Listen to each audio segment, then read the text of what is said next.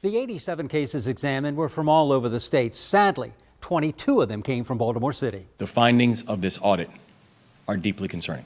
The independent audit of Maryland's chief medical examiner's office finds patterns of racial and pro-police bias and 36 police custody deaths that should have been ruled homicides but were not. 2 or 3 reviewers thought another 5 cases should have been ruled a homicide. Our researchers determined that OCME was especially unlikely to classify a death as a homicide if the decedent was black or if they died after being restrained by police. The OCME had previously concluded they were either undetermined, accidental, or natural. A team of forensic pathologists spent 4 years examining 87 cases of police custody deaths during the tenure of Dr. David Fowler between 2003 and 2019.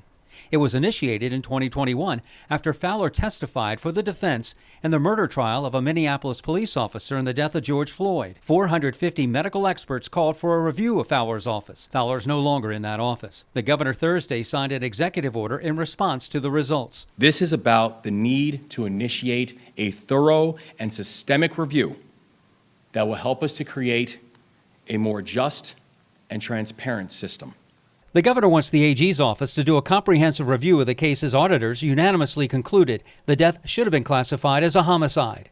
He established a task force on the in-custody restraint-related death investigations and to evaluate the auditor's policy recommendations and develop a plan to put them in practice. Maryland is going to take action. These steps outlined in this executive order result from careful and impartial analysis on what exactly is the best path forward. The independent auditor's recommendations include stop using excited delirium as a diagnosis, which medical organizations have rejected, create standardized procedures for investigating restraint-related deaths, implement external peer review and ongoing education for medical examiners, and implement periodic audits to ensure improvements are made. We hope that our rigorous audit procedure will provide a blueprint for other states to conduct similar audits, and that implementing our recommendations will establish Maryland's OCME as a gold standard to which other agencies can aspire. The AG says at this time the misclassifications do not rise to the level of criminal liability.